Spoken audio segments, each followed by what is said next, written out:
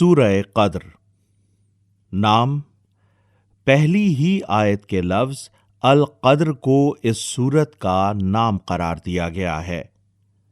زمانہ نزول، اس کے مکی اور مدنی ہونے میں اختلاف ہے۔ ابو حیان نے البحر المحیط میں دعویٰ کیا ہے کہ اکثر اہل علم کے نزدیک یہ مدنی ہے۔ علی بن احمد الواحدی اپنی تفسیر میں کہتے ہیں کہ یہ پہلی سورت ہے جو مدینے میں نازل ہوئی، بخلاف اس کے الماوردی کہتے ہیں کہ اکثر اہل علم کے نزدیک یہ مکی ہے، اور یہی بات امام سیوطی نے اتقان میں لکھی ہے۔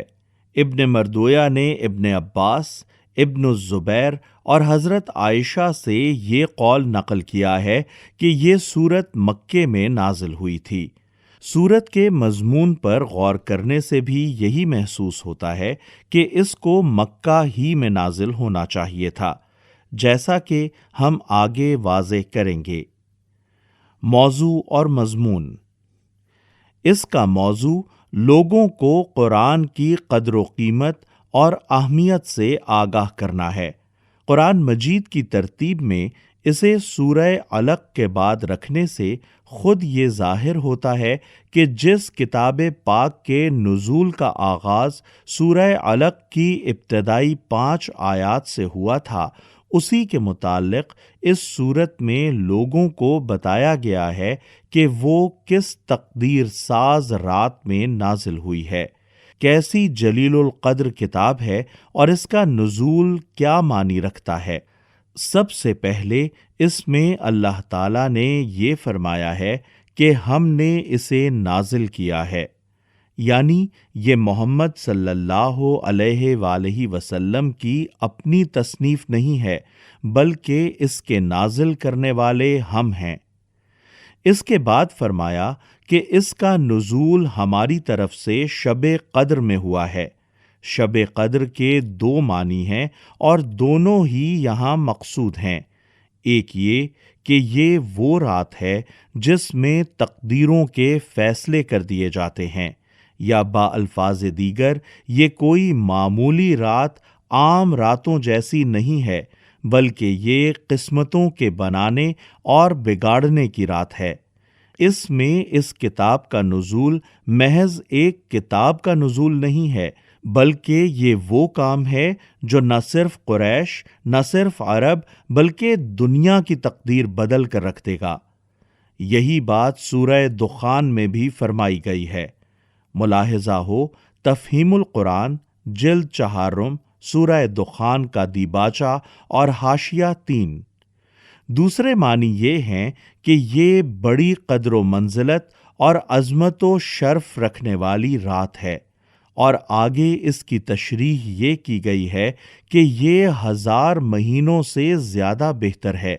اس سے کفار مکہ کو گویا متنبہ کیا گیا ہے کہ تم اپنی نادانی سے محمد صلی اللہ علیہ وآلہ وسلم کی پیش کی ہوئی اس کتاب کو اپنے لیے ایک مصیبت سمجھ رہے ہو اور کوس رہے ہو کہ یہ کیا بلا ہم پر نازل ہوئی ہے، حالانکہ جس رات کو اس کے نزول کا فیصلہ صادر کیا گیا وہ اتنی خیر و برکت کی رات تھی کہ کبھی انسانی تاریخ کے 1000 مہینوں میں بھی انسان کی بھلائی کے لیے وہ کام نہیں ہوا تھا جو اس رات میں کر دیا گیا۔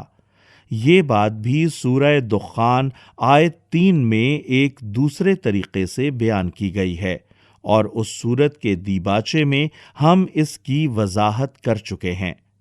آخر میں بتایا گیا ہے کہ اس رات کو فرشتے اور جبرائیل اپنے رب کے اذن سے ہر حکم لے کر نازل ہوتے ہیں، جسے سورہ دخان آیت 4 میں امر حکیم کہا گیا ہے، اور وہ شام سے لے کر صبح تک سراسر سلامتی کی رات ہوتی ہے، یعنی اس میں کسی شر کا دخل نہیں ہوتا، کیونکہ اللہ تعالیٰ کے تمام فیصلے بالآخر بھلائی کے لیے ہوتے ہیں۔ ان میں کوئی برائی مقصود نہیں ہوتی، حتیٰ کہ اگر کسی قوم کو تباہ کرنے کا فیصلہ بھی ہوتا ہے تو خیر کے لیے ہوتا ہے، نہ کہ شر کے لیے۔ بسم اللہ الرحمن الرحیم۔ اللہ کے نام سے جو بے انتہا مہربان اور رحم فرمانے والا ہے۔ اِنَّا انزلناہ فی لیلۃ القدر۔ ہم نے اس قرآن کو شب قدر میں نازل کیا ہے۔ وما ادراک ما لیلۃ القدر۔ اور تم کیا جانو کہ شب قدر کیا ہے؟ لیلۃ القدر خیر من الف شہر۔ شب قدر 1000 مہینوں سے زیادہ بہتر ہے۔ تنزل الملائکۃ والروح فیہا بإذن ربہم من کل امر۔ فرشتے اور روح اس میں اپنے رب کے اذن سے ہر حکم لے کر اترتے ہیں۔ سلام ہی حتی مطلع الفجر۔ وہ رات سراسر سلامتی ہے طلوع فجر تک۔